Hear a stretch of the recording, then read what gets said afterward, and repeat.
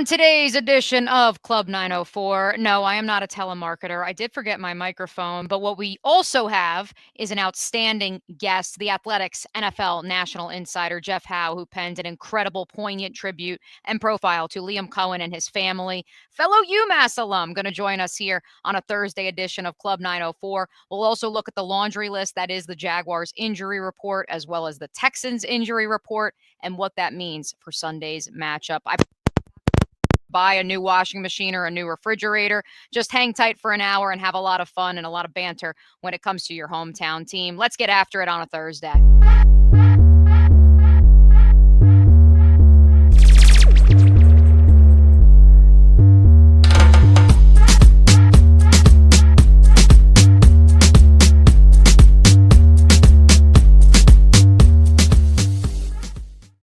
And for those of you listening on demand, wherever you get your podcast, that intro definitely a little confusing. Welcome into a Thursday edition of Club 904. I am your host, Mia O'Brien. If you are watching live on video, wherever you get the Action Sports Jacks 24/7 channels, you probably are wondering why I've got the headset with the little microphone.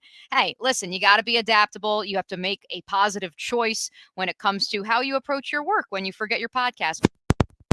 That is what we're doing here, rolling with the punches, and appreciate you guys, as always, hanging out on Club 904, syndicated on the Action Sports Jacks 24/7 channel. Of course, we have a guest leading off, but we still encourage you to leave comments, leave questions, whether you're watching on YouTube, Facebook, X, Twitch, wherever that may be, because we have an incredible guest to kick off a Thursday edition of Club 904. So without further ado, let's bring into the club Jeff Howe of The Athletic. You're in Massachusetts still. Correct me if I'm wrong, Jeff. All right. I am. I love it. I love it. A proud UMass alum, the Athletics NFL National Insider. Thanks for hopping into Club 904 on a Thursday in which we probably traditionally, Jeff, would be previewing, the Jaguars and the Texans AFC South battle. We are going to do a little bit of that maybe a little bit later. But first, wanted to bring you on to discuss the profile that you wrote on Liam Coen that dropped this morning on The Athletic. Let's start big picture here. You're a UMass alum. You're a Massachusetts guy. Give us a little background on you and maybe if there was any tie to Liam Coen prior to this great profile.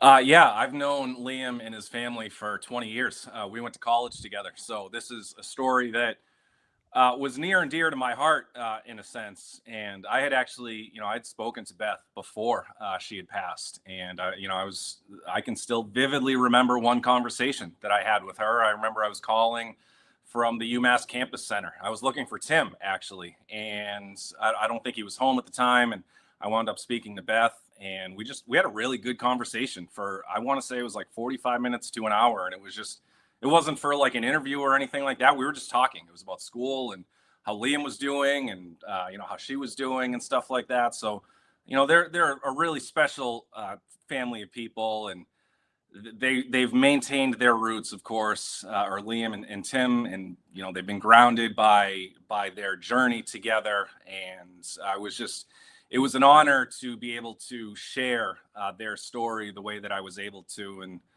it meant a lot to me to be able to get that out there and to share it with the world and to let people know that there is a side to Liam Coen that I've seen for a long time that a lot of other people truly haven't. So for those who haven't had a chance to read it yet, we don't want to spoil it, but Jeff's profile of Liam goes back to how he lost his mother when he was 20 years old while he was a student at UMass, the quarterback of the UMass football team. Take us back to your experience knowing Liam in those days, Jeff. I mean, how fresh was it going through what he went through, or did it feel like being the leader of that football team, maybe that wasn't a side of him that everyone got to see? It's tough because, the UMass community absolutely all knew. They rallied around him big time, and it happened while he was on winter break. And I know a lot of people from the athletic department went down to his home in Rhode Island and really showed a lot of support. That's a group of people who I know a lot of them are still very close friends with Liam to this day. And I just think, thinking back to my first impressions of him, I remember, I think it was the second season I was covering UMass for the student paper, and Tim Day was the starting quarterback. And Tim is Ryan Day, the Ohio State head coach's brother. And Tim had gotten injured, and Liam comes in and starts playing, and he's playing a really good game. And, their defense was really good. Offensively, they had a lot of skill, but they weren't necessarily an offensive-driven team. Their identity was on defense. They just needed smart, dependable quarterback play. And Liam gave it to him. He was a really good college quarterback. He really, really was. I said that in real time. I've said it in the aftermath. And now that he's a big old superstar, I'll continue saying it. I thought I was laughing with his dad. Like, he was like, "Oh, these were my deficiencies as a player," and I understand why he was saying that. But like, I'm sitting there like, you're not giving yourself enough credit. Like, you were a good player for UMass and for a team that went to the 1AA national championship and just got beat by that powerhouse at App State. But as he progressed and came back, from losing his mom, we all knew what he was going through. But at the time, he was 20 or like very close to turning 21. And I was maybe 2 years older than him and hadn't dealt with any loss like that. So I certainly didn't, that wasn't a subject that I was comfortable approaching with anybody. So that wasn't like, I don't remember it being a prevalent part of the conversation between the two of us at the time. Certainly something we touched on, but I remember a lot of days just sitting in the football office because they were so accommodating. It was Liam, it was Don Brown, the head coach at the time. There were a lot of good guys. Brandon London, who won a Super Bowl with the Giants in 2007. I mean, there were a lot of quality guys who I got close with at the time just because of the amount of time I had around the program. And they all taught me so much about the game. I've said this to this day. Don Brown taught me more about football than anybody I've ever met and probably anybody I will ever meet. And a lot of that came from just osmosis. Sometimes it was because I was in the office picking Don Brown's ear or forcing him to spend time with me. Or sometimes I was just in the office hanging out with Liam and Don would pop in and I'd be like, "Well, I got you now. Come on in." But no, we had a lot of good laughs, a lot of good times together. And then as I was working my way up through, my industry and Liam was doing the same in coaching, our paths kept intertwining and we just sort of kept laughing about it and how, we just keep running into each other and, sort of got closer over the years. And, I remember the Super Bowl Patriots when I was still covering the Patriots, when they played the Rams the second time and Liam was there. I mean, it was just, I remember the two of us on media night, getting together. I'm pretty sure we probably took a photo together or whatever, but it was just really cool. We were like, both of us have gotten to this point where we're both at the Super Bowl again in completely different capacities. But it was cool that like we just kind of kept growing in our own journeys and we keep winding up on the same stage together. And in a very bizarre coincidence, when I started covering the NFL as a whole in 2021, shortly thereafter, I think it was 22 actually at this point, I wrote a Trevor Lawrence feature. And that led into our staff sending me down to Jacksonville for their playoff run. And I covered all the playoff games. And coincidentally, I think my last 3 training camp tours have led off in Jacksonville. So, it was, with Doug Peterson and Trent Baalke and the former regime, of course. But then when he joins Jacksonville, I was like, oh, wow, that's really funny. Like that's, I don't cover the Jags. I cover the NFL as a whole, but the Jaguars are the team that I've covered more than anybody except the Patriots really over the last 5 years, I would guess. Certainly in person. So to see us, we just keep running into each other. And it's been cool to see his success because as you'll see as you've seen or will see, if you're going to read it in the story, I mean, it's just, I know how much it meant to him and his family and how much work has gone into it. And again, it's cool to see him thriving and getting the respect that I knew would eventually come or I thought would eventually come. And now it certainly has. Which brings us to show us the prop that you've brought to show the class here on a Thursday edition of Club 904, Jeff. There we go. This is the score. This was when I was the sports editor of the Massachusetts Daily Collegian back in 2000. Let's see, I graduated in 2006. So it was the 2005-06 school year. I was in charge of putting out that magazine, and we decided to put Liam on the cover with Brandon Thomas, basketball player. And, we had the cover shoot here. This is funny. Like, this is the Minuteman statue, like right in the middle of the campus center. And like a very high trafficked area. I want to say it was like a Thursday in the afternoon. So like a million people are walking by and there's Liam in full football gear and Brandon Thomas in his full basketball uniform. We got a photographer and everything else. just making a big old scene in front of the Minuteman there. So it was that was a good time, and it's funny. Like, I know how he's still got family who have copies of the magazine, and every now and then, or it seemed like every time he would get a promotion or a big job, like one of my UMass friends would send me a picture of their copy because they still have it. It's been kind of cool. Like, UMass football fans don't have a lot to cheer for anymore at all. It's the worst program in the country. I think literally. So you said it, not me. To be clear, you said it, not me. I mean, all you got to do is look at the Athletics, like Power 136 or whatever we call it. I mean, we've been holding Great down plug. number 136 for a whole long Always time. be marketing. Well done. So, but it's cool to see the UMass community rally around Liam. And I know a lot of people I'm friends with, whether they're UMass people or whatever, who just knew of Liam or just heard of Liam through me or another mutual acquaintance. I mean, there's a lot of people up in New England who have gravitated toward watching a lot of the Jaguars. Not anywhere near the sense of, like, New Englanders following the Bucks when Tom Brady went there. It's not like that. I'm not trying to turn this into a Hollywood story, but there is a small collection of people up here who are very much invested in the Jaguars because of what Liam is doing. And again, that is all a testament to who he is as a person, where he comes from, because it's also genuine and real. Maybe in Rhode Island. I think that maybe the effect there might be a little bit more so than the entire New England area. Right, we're going to turn the state of Rhode Island into Jaguar fans. Don't let Drake May or Mike Vrabel hear that. Jeff Howe of The Athletic joining us after the great profile he wrote on Liam Coen. I want to take our audience behind the scenes of how this story came to life a little bit, Jeff. But first, you mentioned you knew that Liam Coen, when you were a college student and he's a college student at UMass, you knew he was destined for success. In the story, he's very open about how he knew his NFL career as a player maybe wasn't going to be taking off the ground running with that chronic tendonitis in his elbow. But what sort of greatness did you see in him then? Did you ever say to yourself in your 20s, this man is going to be an NFL head coach, one of 32, 20 some odd years from now? Oh, absolutely not. Not even. No. I would say that to his face too. And honestly, if he sees this, I hope he laughs at it. But no, I legitimately thought when he was a player that he, before I realized, because I didn't know about the elbow injury until sometime after he graduated. But I don't know how open he was about that at the time. But either way, I thought this is a guy who he deserves to get into a training camp, even if it's on like a non-paid tryout type of basis. You would just like to see him get a shot. Now, obviously, the elbow didn't cooperate, and that wasn't going to happen. But I did think that, because he was so smart, he was responsible with the ball, he was an accurate passer, his arm was good enough. He was a great leader and competitor, and I thought that he was a guy that maybe could go in there and maybe hang around the league for a little while. And you never know what can happen with guys like that.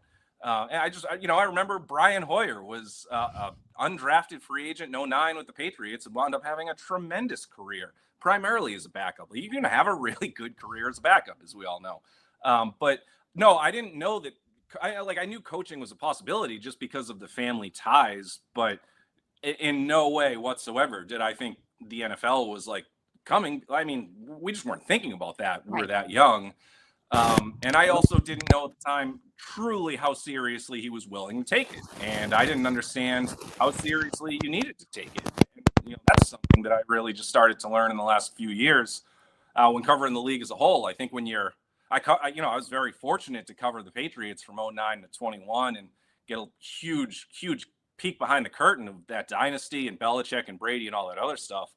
But there's still a little bit of a bubble. And then when you expand your horizons and you see the way that other coaches do things, you learn just how difficult this job really is. And there have been coaches sort of getting off track, but there have been coaches who I was convinced were going to do a really good job. True. And just, it didn't happen for whatever reason. So you truly never know how it's going to transpire. But I remember when he got that job with the Rams in 2018, and they wound up in the Super Bowl. And I can't remember if it was at the Super Bowl or at the Combine sometime around then, but asking Sean McVay, all right, what drew you to Liam Coen? And he was, this was all on the record. This was in the media in a scrum somewhere. And he was kind of going through the interview process and the recommendation from Shane Waldron and just really how they hit it off. And I was like, wow, that's That's really interesting. This is a head coach who is very highly regarded. He wasn't like the Sean McVay at that time, but he was clearly on his way. I'm like, okay, like he's got some friends who have some power in this league, and then you start to see the McVay tree start to flourish, and it's like, okay, like at some point it's going to be Liam's turn, and then he goes to Kentucky, and the amount of success that he had really calling an offense for the first time in that first season at Kentucky, which I think was in 21, was really an eye opener. That's when I was like, oh my goodness, like seeing him be able to do this on a much bigger scale than the Northeast. I'm not trying to dump on, where I'm from, but like, let's be honest, the SEC and the Northeast football circuit are two very different atmospheres. And he did more than hold his own. I mean, he was a very good offensive coordinator at Kentucky during his 2 stops. And that's when I really started to think, all right, he's going to be a head coach. I don't know if it's going to be in college. I don't know if it's going to be the NFL, but somebody is going to get a good one at some point. And it's just been cool to see it transpire and to have that success as quickly as it did. Now, who knows? Like success is not always in a straight line. You look at guys like Brian Daboll or whoever, guys who had a lot of success in that first season. And then it's like, okay, the rebuild really has to start in year 2. So it's not always a straight line. There's going to be more bumps on the road. But it's cool to see him kind of get those first handful of wins out of the way, to get the wins against quality opponents like the Niners, like the Chiefs on national TV on Monday Night Football, and to really garner the respect that he's gotten league-wide. And that was why people from The Athletic wanted a story on Jacksonville. And I said, hey, like, let me tell this story the way that nobody else can. And I wasn't sure that the direction that we took was ultimately going to be the direction that it went. It was something that was in the back of my mind, but I wasn't going to press the issue if that wasn't a topic that they wanted to address. And they did, and they embraced it, and it was truly like I can't say this enough. For people who know me, I don't have to stress it, but like for people in Jacksonville who might not know me that well, it truly meant a lot for me to tell this story the right way when I knew where we were going. And I knew the weight of the story and how much it meant to their family to have this told the right way. I put a lot of I put the burden on myself to be able to follow through and to live up to that. And whether it's the Liam feature or another feature about a sensitive topic, there have been a handful along the way. Boston Marathon survivors and a lot of other cancer survivors, my own story as a cancer survivor and working with Ron Rivera, whatever. Like I've written a lot of stories about sensitive topics, and it is always the absolute goal of mine to make sure that the finished product is enjoyed or appreciated and respected by the subject, because that's just a really important part to me, and I think that we were able to deliver that. I think so as well, Jeff, and certainly our listeners here on Club 904 do too. DJ Dell, one of our favorite listeners of the pod, that Jeff Howe article was amazing, and I know there's plenty of folks on YouTube right now lighting up the comments as well that they enjoyed the profile too. I do want to take this one a little bit behind the scenes of how the story came to be, not Liam's story, but your story, because Emerson Latzia joined us last Tuesday in Club 904, a friend of yours in sports media up in the Boston area. And he texts me after, and he says it to me as we're getting ready for the pod. He's like, Jeff was down there last week. He's doing a behind the scenes. Never once did he mention, because I don't think he realized that the story was about Liam and his family and his childhood and losing his mother when he was in college. I think he just thought, oh, well, Jeff went to college with Liam, so like he's going to give the tell-all of like what they're going to be doing next in the trade deadline or something like that. And I don't want to speak for Emerson, who's definitely listening right now and definitely taking a victory lap that I just referenced him again on the podcast. But did you go down with the intention of this story is going to be about Liam and his family and how it raised him to this point? I was hoping to get to that line of questioning if I thought that if it was going to be met with acceptance and understanding, and but there were, again, like I knew that I could tell a personal side of Liam's story without going down that road. I thought that if they wanted to, that we were going to be able to treat it with the respect and care that it deserved. So it was, you're always going to think of how much time do you have, how many topics can you really get to, how can we really show the guy behind the guy, or the personality, or the upbringing. There was so much. I mean, I had like 10,000 words of quotes, and I don't know what the story came out to. I filed 3,000 words. It was probably somewhere between 2,000 and 2,500 that made it to print. So like, that's the amount of material that we had to work with. So I mean, this is a type of story that could turn into like half a book. So there were a lot of different angles that it could take. It was just, we're going through the story, and we had the time, and it was I think it was during their bye week. So we're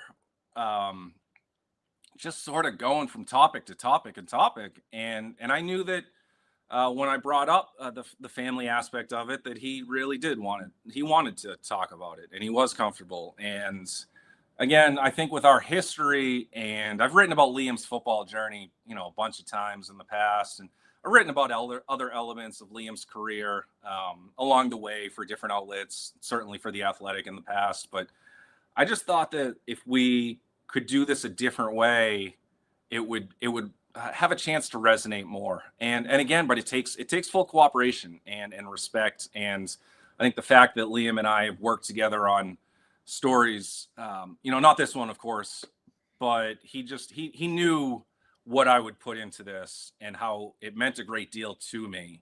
So when it started to take that path, I really took it upon I really wanted to put a lot of weight in the conversation of making sure that, all right, if we're going to tell this story, let's really tell it. Let's really get into everything that you're comfortable talking about, the message, the details that we can provide, and to really, how can we connect with the reader to make sure that we draw them in at the beginning, we keep him there throughout the story, and then to really understand everything that helps make him who he is at the end of it all. And you bring up Emerson. I know he's watching. Of course he is. I'm shocked he hasn't started tweeting at both of us already. If he's listening right now, he's going to. Yeah, I mean, I appreciate Jaguars fans so much because of, not just because I know this is a podcast of Jaguars fans. I just know or for Jaguars fans or whatever.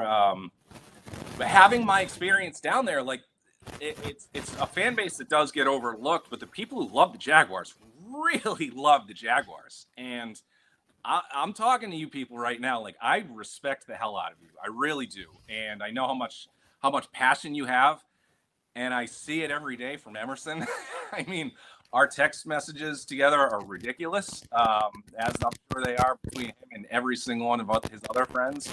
But truly, if you guys have embraced, Emerson's a real Jaguars fan, but if you guys have embraced Emerson, the media personality you have to be a Jaguars fan, I'm telling you, he's got a good one out there. I said this at an event that we did together at some point in the last couple of years. Everybody deserves to have a friend like Emerson.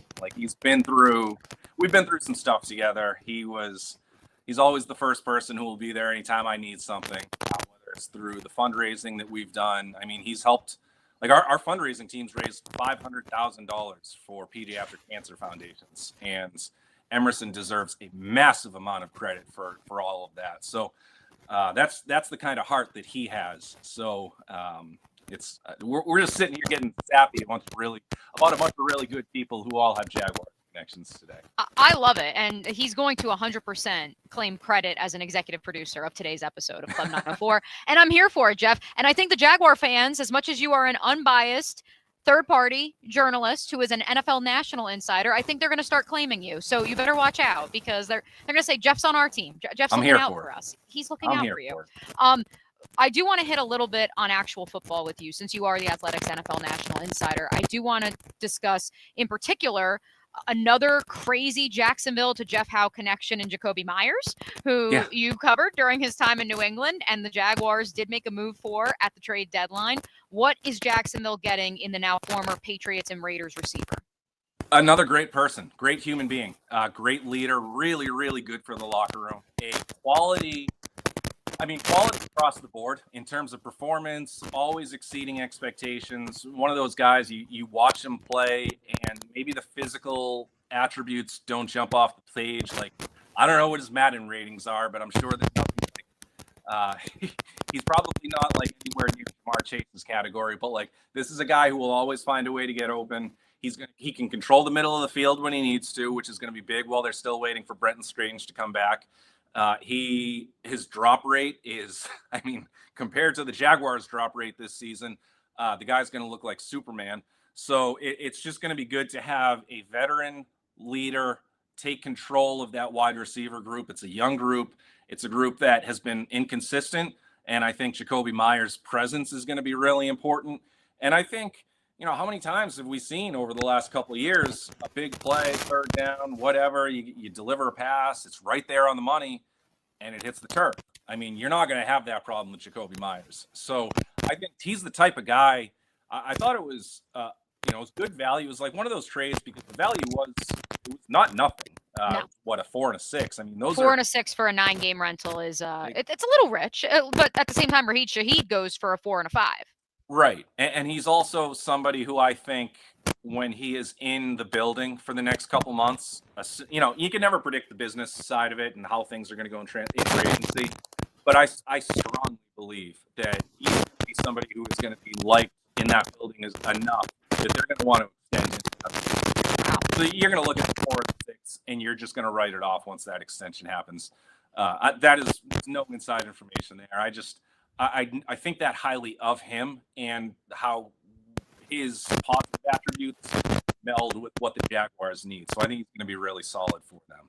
Love it. Fantastic insight from Jeff. I am curious, did you anticipate the Jaguars maybe being in that defensive tackle market? I know certainly some of our listeners have reached out to me that they expected some movement on the defensive side of the ball, even without all of the injuries withstanding that have compiled upon each other over the last few weeks here in Jacksonville. But at the same time, knowing what that defensive tackle and edge market was, which is outside of Quinnen Williams, largely non-existent in terms of big names that were on the block.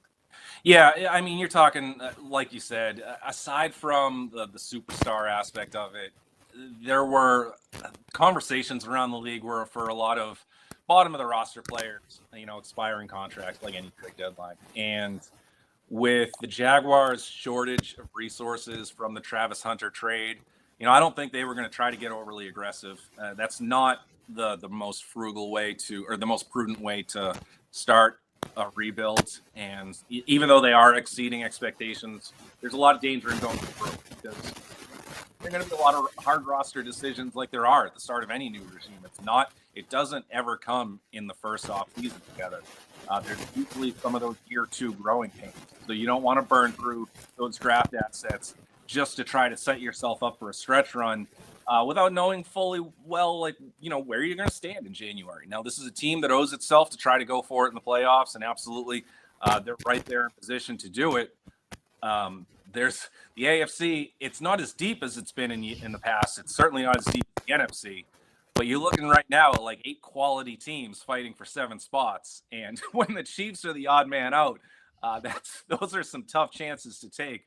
But I expect them to continue improving. And, the other part, too, I wrote this before the season. So this isn't just trying to make myself sound right on the fly and, everybody look at the future and ignore for the past. Like I spoke to QB people who are familiar with a lot of people in Jacksonville and the coaching and the system and the quarterback and everything.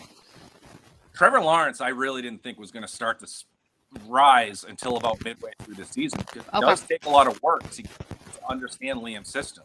More realistically, I think year 2 is going to be even better for Trevor. But if it really does start to click, I think it's going to start happening sometime soon. The other part, too, is it might start clicking. You still need people who are not going to drop the ball on money down. You still need to make sure you're not the most penalized team in the NFL. Right. And you also need receivers if this really is not exactly Sean McVay's system, but a offspring of it. You need receivers who can play all 3 spots, be capable blockers, can do a lot of different things for you. And I think they're still trying to find that right mesh of receivers that are exactly the type of chess pieces that Liam Coen needs in this offense moving forward. Jeff, to your point about the AFC, the Jaguars, I couldn't agree more. I do think, and I'm just, nod of the head, yes or no. I do think looking at the schedule, and of course, in the words of Trevor Lawrence, the game is not played on paper. This idea of the Colts still have to face the Seahawks, the Chiefs, the Niners. I mean, I think it's safe to say that the Jaguars, in terms of having the advantage and the strength of schedule remaining in the AFC South race, I think that's where maybe Jacksonville has put itself ahead of schedule as of this writing, but obviously we'll see what happens.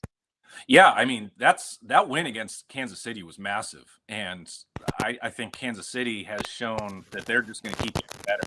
Last week's loss notwithstanding. I mean, that team is scary good right now. And beat them right before Kansas City was about to take off. Maybe they can even take credit for catching Kansas City's attention and forcing them to sort of take off. But yeah, and you get Houston this week, I think, without CJ Stroud. So you have to take advantage of that. This is you got to win. You got to win the games that you, on paper, you should win. That's important. That Raiders game was pretty dicey. That's a team that you're supposed to beat if you have playoff designs. It's similar to, again, I'll use the Patriots as an example. Like, they have an extremely soft schedule, and I thought before the season everybody was like, well, win, win, win, win, win. Okay, those are 4 losses. Win, win, win. It's like, whoa, whoa, whoa, whoa. Like, this team hasn't won consistently for like 6 or 7 years. You can't just start chalking up. You can't start penciling in wins until they go out and prove that they're going to consistently beat these quote unquote inferior teams. So the Jags are going to have some of those struggles too. And when they have a bad game, do you win that bad game, or do you lose the bad game and do you rue it at the end of the season when all of a sudden the margin for error is almost non-existent? So they beat the Raiders when they didn't play their best. You got to make sure you continue to take care of business. They're not at a spot where they can overlook anybody. And I'm not trying to hammer you with cliches or anything like that, but it's a team that's set up for an exciting second half. All right. We like that. And by the way, I should have commented on it earlier because I know frequent listeners of this podcast would tell you my favorite analogy that I have given to the Liam Coen, Trevor Lawrence partnership is that of Kyle Shanahan and Matt Ryan, in which that offense with the Atlanta Falcons did not really take off truly until year 2. And granted, Matt Ryan had some more pelts on the wall at that point in time when Shanahan arrived as his OC. But Kyle Shanahan asked him to retool parts of his game that Matt Ryan had entrenched in his game for so long, just like Trevor Lawrence and that footwork. And of course, as we all know, 7-8-1 in that first year, and then a Super Bowl appearance in year 2. God willing, if the Jaguars could have a similar trajectory. Jeff, before we let you go, because you've been so gracious with your time, and we so appreciate you sharing your personal experience with Liam, having known him for 20 plus years. What else, when you came down to Jacksonville, because you actually visited during the bye week, per Emerson, our executive producer of today's podcast, Emerson Latzia, make sure you go check him out on DraftKings. I can say that now because ESPN and DraftKings are friends. Jeff, what was the other thing or two that maybe excited you about Jacksonville? And you've been here a couple of times in the last 5 years since becoming a national insider for The Athletic, but maybe what piqued your interest when it came to the operation, what James Gladstone and company in the front office could be cooking up? Was there anything else that really piqued your interest? Yeah, I mean, I spoke with Anthony Campanelli. I thought that I had a really good conversation with him, and we got into some boxing stuff. I don't think I'm sharing anything too wild here. He knows knew Arturo Gatti, and I'm from Lowell, Mass, so I'm a Mickey Ward guy. So there was a lot of fighter talk. Any chance I have to talk to fighter with anybody, good luck to that person getting out of the room. So we had what I thought was a good conversation. I feel bad for Campanelli for having to humor me through all that stuff, but he loves it. Listen, he, as one of his fellow New Jersey Italians, I can tell you, he loves a good chat about just about anything. We just like to hear ourselves and talk and meet new people. Right. I hear you on that. So yeah, I mean, eventually at some point soon, I'll write a story about Campanelli and his rise in the coaching ranks. I think he has a pretty cool background story. I think eventually he's going to eventually work himself into the head coaching interview circuit, and we'll see where it goes from there. So I think he's a pretty cool story. I had some good conversations with Josh Hines-Allen, Robert Hainsey, and things continue to trend in a positive direction for the Jags. I imagine he'll be back there before the end of the season and getting ready for the playoffs. There's a lot of meat left on the bone. I mean, I hit my editors with probably a dozen story ideas. I hit the Jags with a whole almost every single one of them. And it was like, all right, well, look, I'm coming down for 48 hours. It's during the bye week. Let's not try to do anything too nuts. Let's try to make sure we do one thing really good. We'll set the groundwork for that, maybe a second or third thing. And then when we come back, we know exactly where we're kind of going to pivot from there. So that was It was basically a lot of that and a whole lot of DoorDash downtown, I guess. Stay tuned, though, Jaguar fans. There's more meat on the bone. We like the sound of that. More stories at The Athletic from Jeff Howe about your Jacksonville Jaguars. What else do you have coming up from The Athletic?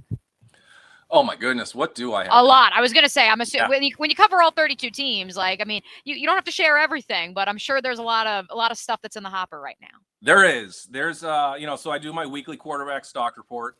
So where I rank the quarterbacks, and something that people don't necessarily understand. It's not the best quarterbacks right now. It's a stock report. So it's a composite, like past production and accolades, current performance, future projection, and the organization around you. That's important too. So there's a mix of that stuff. I put that out every Tuesday. Usually at the end of each week or the second half of each week, I'll try to work on some sort of trend story. It doesn't happen every week, but I've got an idea for the end of next week that I think is going to be really interesting. If the calls over the next couple of days come to fruition the way I hope. But in terms of, this features, there's not going to be another one that I write like this season, or I'd be extremely surprised. I mean, this is, I'm not trying to pump my own horn or anything like that. I love writing features. And when I get into them, especially the ones that involve serious topics, like I said, I take them to heart. I put a lot on myself to deliver it with the quality that it deserves. And this one is going to go down as one of my all-time favorites, certainly one that I'll remember for a long time because of the subject. And we appreciate you being gracious and expanding upon that terrific piece. And I'd be remiss if I didn't say thank you for writing such a beautiful expose. And I know the Coen family really, really appreciates the work that you did in truly delivering a tremendous tribute, let alone profile, Jeff. I would also be remiss if I didn't say, are there ways that our listeners can get involved with you, the foundations that you work with? Because I know you're also very active in philanthropic endeavors. Yeah, thank you. I think I just unpinned the tweet like yesterday. So, we do. Fundraising season at this point is sort of over. It's usually like the first 6 months out of the year, and there's a lot of work. But the two foundations that we do all of our work for are One Mission up in Boston. That's for kids and families who are going through a cancer diagnosis. They do unbelievable work. I mean, they just. My favorite story is, it's a simple one. It's there. I just remember Ashley, who's the leader at One Mission, the director at One Mission, was telling a story at an event. And I told her, I was like, I'm just going to steal this story. And she was somewhere, I think at a hospital, and a mother came up to her and was like, oh, thank you for paying for my parking pass. It was like a $10 parking pass. And Ashley was like, oh, you're welcome. And the mother says to her, no, like, you don't understand, like, my child is going through cancer. It's so, it's serious. It's very hard. You feel like your world is closing in, that you're doing this by yourself. And then all of a sudden, somebody out of nowhere just pays for your parking pass. And it's like, well, now you realize that there's a community of people. They might be strangers, but this community of people has your back, and they're here to fight for you. But it's more than parking passes. It's, let's doll up your hospital room. If is it a young girl who's into princesses, is it a young boy who's into Spider-Man? Let's decorate the room. Let's make sure they have a really fun day. Let's take care of the parents. Let's get them out to a spa. Let's do the things that are going to help them mentally get through a really tough thing. I mean, I got involved in One Mission, or with One Mission, because they do an annual buzz off. It used to be at Gillette Stadium, and I would go cover it. And, Rob Gronkowski and Kevin Falk and Matthew Judon would usually be the guys who were there shaving people's heads. And I just liked the vibe. And in 2020, during the lockdown, I thought, all right, let's try to do something to help out. We got nothing else going on.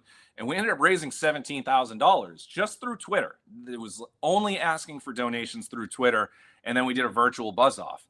And then 2 years later, One Mission reached out asking if I was interested in doing something again.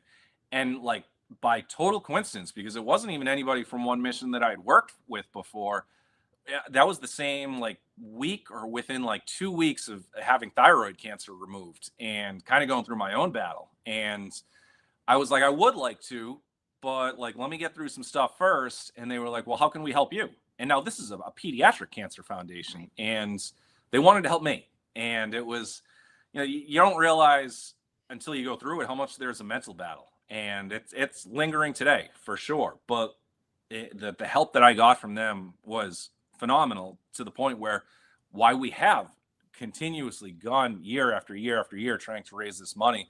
And our big foundation, our big fundraiser is through Golf Fights Cancer. That's the other foundation that we work with. So we do this 100-hole golf marathon, and that's Emerson's on my team for that. Yep. So we basically like raise all of this money through Golf Fights Cancer that then gets redirected to one mission. And it's amazing the amount of work they've done. Both of those foundations have helped me through various health battles over the last several years. Unfortunately, more than I really want to be going through. But, when you do, you got no choice but to face it and try to put it on a smile.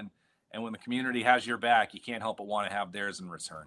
Well, I think Emerson's trying to recruit me to be the fourth for you guys this summer. So we'll see if the travel plans, because I told him, I was like, just don't make it my wedding weekend. We'll see if the travel plans can come to fruition, because an incredible mission, incredible work you're doing, both with the pen, or I guess the typing computer, the word itself, and also with helping those who are fighting both pediatric and actual cancer. So we really appreciate Jeff. I mean, I thought I'd have you for 20 minutes. We've had you for over 40. So I can't thank you enough.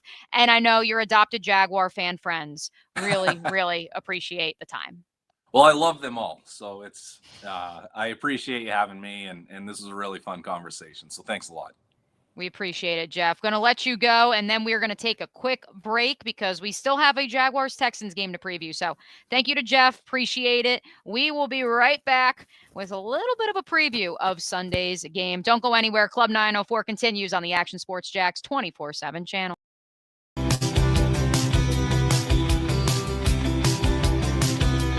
Welcome inside the Armor Guard exterior and gutter helmet showroom. There's a lot going on, like glass exteriors, replacement windows, and down there we have the retractable screens and awnings, plus hurricane protection. Let's talk more about those gutters, and to do that we bring in Kevin. He's the owner, he's the expert. Why gutter helmet?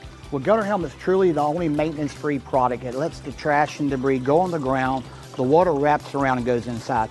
Unlike filters, they sit on top of the gutters, and the trash and debris build up on top of filters, which requires maintenance. With gutter helmet, we're going to keep you off the ladder, the most dangerous thing in your garage. With gutter helmet, you'll never clean your gutters again. So get off the ladder and put on the helmet. Gutter helmet. Get a free estimate at gutterhelmetofnorthflorida.com. You can also call 904-762-7779 or visit the showroom on St. John's Bluff Road in Jacksonville.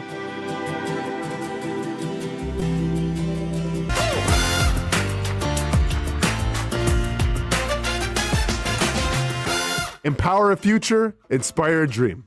It's a bold but simple mission for the Jacksonville Police Athletic League, known as Jax PAL. Help the next generation of kids in Jacksonville shape a brighter future.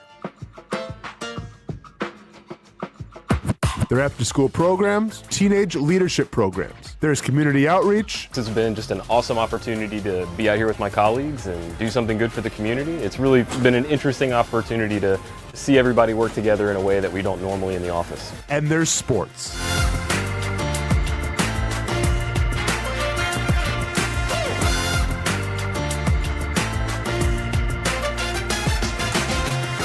There are also ways you can help the next generation with a donation of any kind.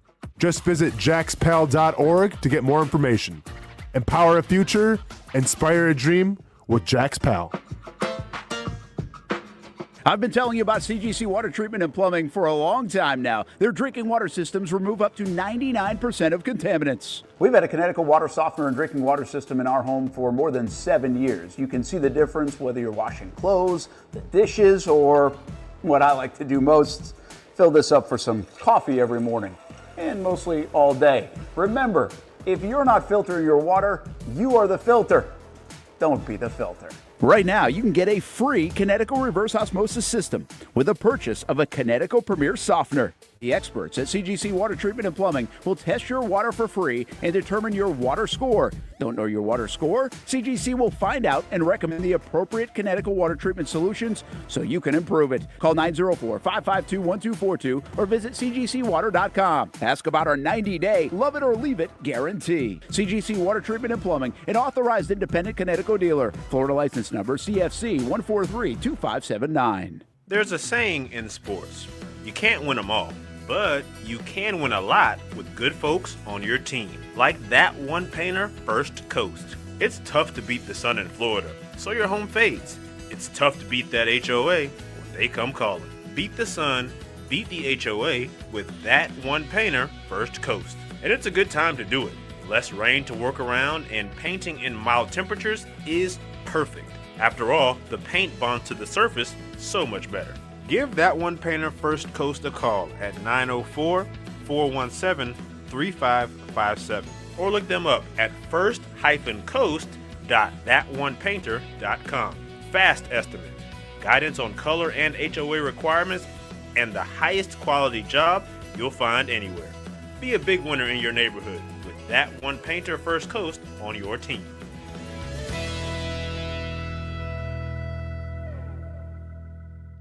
Sun's out, suits out. That's right, it's summertime in Florida, which means it's time to say goodbye to bulking season and hello to shredding season. But if you're like me, you're having a hard time sculpting and shaping those final pounds. That is until I came and saw my friends over at Ponte Vedra Vein and Aesthetics. Right now, everyone is hopping on the Evolve X train, and the only destination is finding your perfect summer body. The technology uses electrical muscle stimulation and radio frequency energy to cause your muscles to contract, all while heating up those deep layers of your skin and tissue to produce collagen and reduce fat.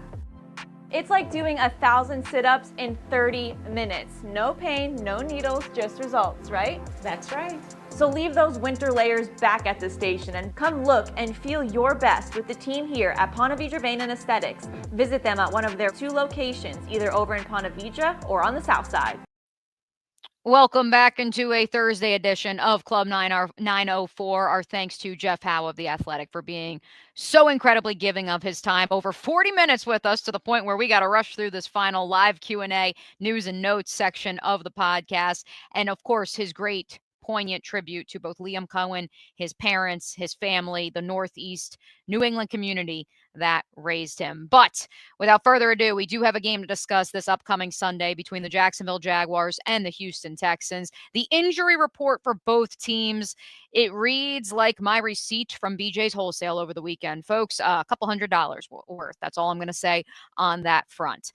For the Jaguars, 4 players did not practice on Wednesday's practice. We also have updates from this morning's practice. I was not in attendance for, but several of our esteemed colleagues on the media beat were. Jordan Lewis has missed the last 2 practices yesterday and today now with a neck injury. Subscribers to the Mo Bryan NFL Notebook already heard some of the details behind that injury. If you aren't a subscriber, make sure you go subscribe today. Current free 7-day trial is still available. Brian Thomas Jr. missed a second straight, not officially, but was not spotted, I should say, at today's practice, just like Lewis, during the open viewing portion. He was in the locker room yesterday. He also did not officially practice on Wednesday. Neither did Ezra Cleveland, the starting left guard, and neither did Hunter Long. Getting several questions, including from Dan on YouTube, about the tight end situation. Johnny Munt did practice in full on Wednesday. Expected to a similar injury report on Thursday. Quentin Morris, who missed the last 2 times out, both the London trip and the win over Las Vegas, did practice in full. He and Devin Lloyd were both full participants on Wednesday, and he, of course, has missed the last 2 games. And so expectation would be, even if Hunter Long can't go, Long was spotted in the locker room after practice. Not that that means that he will be available Sunday by any stretch of the imagination, but if Hunter Long can't go, and now you're down both he and Brenton Strange, yes, there is a tight end on the practice squad, Justin Herbert's little brother. So that could be a lot of fun for at least some non-Jaguar fans who want to have a reason to root for the Jaguars. Kind of like Jeff Howe said, everyone needs a reason to root for the Jaguars. And so, yes, the younger Herbert brother is on the roster, on the practice squad, and so he could be elevated if the Jaguars need that additional help. Don't think they're going to sign anybody because Brenton Strange is eligible to return off the reserve injured list against the Chargers November 16th, aka next week. I personally anticipate, with what we've seen from him in limited capacity off to the side and no official capacity, because we don't have any sort of designation outside of he is on IR, but it appears to be that he is trending in the right direction. But this Sunday could get a little dicey. Maybe good news, maybe not so good news. It's a dicey situation for the Houston Texans on the injury report as well. Check this out. I'm going to have to lean into the camera to read all these folks because it's insane. Wednesday's practice. We already know CJ Stroud, D'Amico Ryans ruled out the starting quarterback. He will not start. Davis Mills will under center for Houston against the Jaguars on Sunday at NRG Stadium. Will Anderson did not practice. Danico Autry did not practice. Harrison Bryant, their backup tight end, did not practice. And Dalton Schultz, the starting tight end, was a limited participant on Wednesday. Nick Chubb, starting running back, did not practice. Their kicker has already been ruled out, and former Jaguars kicker, old friend alert, Matthew Wright, will kick for Houston on Sunday. Christian Harris, the linebacker, did not practice. Titus Howard, the tackle, did not practice. Ed Ingram, another offensive lineman, did not practice. And finally, Jalen Petrie, the do-it-all nickel who has given Trevor Lawrence fits in the Jaguars and Texans meetings over the last 3 seasons, also not at practice on Wednesday. So what does all that mean? You heard Jeff Howe say it. On paper, this matchup, if only on paper because of the quarterback situation, not all of those other injuries withstanding. And again, we'll see who is on the practice field for Houston later today. This one now favors the Jaguars, dare I say. The line shifted even prior to Wednesday's practices with the Texans initially 3.5-point favorites. That line went down to 1.5. It'll be curious to see as the next 2 days progress how that line shifts and what expectations for both sides are in terms of players who will or won't be available. Another news nugget on the Jaguars front, and thank you to the subscribers of the O'Brien NFL Notebook for alerting me to this one. The Jaguars converted $2.57 million of Devon Hamilton's salary into a signing bonus and added one additional void year. That created $2 million of cap space, according to SpotTrack. Additionally, according to Over the Cap, the Jaguars restructured Foye Oluwakin's deal. The move results in 2 total Foye years now for Foye. That's an additional $1.098 million headed his way in the form of a signing bonus. That means the Jaguars now have $9 million in cap space. That is 20th in the National Football League. And so a lot of you reached out to me and said, hey, are there moves being made? What are we doing? The trade deadline has passed. So in terms of players you could acquire, it would have to be street free agents, someone who is out there and available or is released by their current outlet and then is signed as a free agent. The Jaguars did have Greg Odom, the safety, not Greg Oden. I had to specify that on another show yesterday, in for a visit after being released with an injury designation over the summer by the San Francisco 49ers. We know that safety room is thin. We talked about it with Jeff. That defensive line has been an area of concern, at the very least from the perspective of in pass rushing, trying to create an interior push to easen things up for the edges and try to create more opportunities for Josh Hines, Allen, Trayvon Walker, and friends. I have no intel.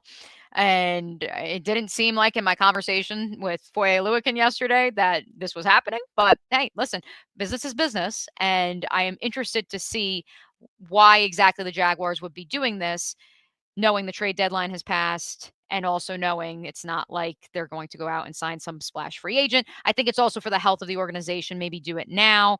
Trent Baalke's no longer here. You can do things in season. And so that you have money moving out of the 2025 season and into 2026. This is, of course, an interactive show. Let's check. Anybody else questions before we get on out of here? Brian, could Gladstone look deeper into the Christian Williams connection? Yeah, we talked about this on Tuesday's show, and I've talked about it on some other radio shows as well. If Christian Wilkins has been a free agent, he's been on the open market for 2+ months now. 32 teams have not signed him, including the Jaguars. I don't think now all of a sudden they will, because the trade deadline has passed and they were not able to, reportedly, according to Jordan Schultz, acquire Quinnen Williams' services. I don't see that being the domino that says now we're going to call Christian Wilkins, personally, Brian. Daniel also, not Daniel, Tapa says, Liam's play calling is unique. I love how he utilizes all of the running backs. That is the good news. None of the running backs, knock on all the wood you can find, listed on that lengthy injury report for your Jacksonville Jaguars. Travis Etienne, 8th in the National Football League in rushing. The Jaguars, 151 yards on the ground last week. That was the second most total that they have had in the 2025 season. And if you haven't had a chance to check it out yet, be sure to go check out this week's Sounds of the Game from the Jaguars in-house media team, because Grant Udinski goes up to Trevor. And I don't know if it's said in jest or if it was something that was brought to their attention, the coaching staff. He says to Trevor Lawrence, more rushing, just like you wanted. More running, just like you wanted. Or maybe it's because Trevor Lawrence was, puking and didn't really want to be running and having to, exert even more. Of course he did. That's why he played. His mom posted it. His wife posted it. There was never a question of if he would not be available for Sunday's game, in which the Jaguars claimed their 5th victory of the season. Be curious to see if they can claim their 6th this upcoming Sunday, given all of those players who have not practiced so far this week that we know of. We appreciate Jeff Howe of The Athletic for hanging out in Club 904. Appreciate you guys hanging out with us too. Fleet and Footy coming your way on the Action Sports Jacks 24/7 channel, so keep it locked right here wherever you are streaming from. All episodes of Club 904 available on demand at the Action Sports Jacks YouTube, as well as wherever. Until Sunday's postgame, we'll catch you later.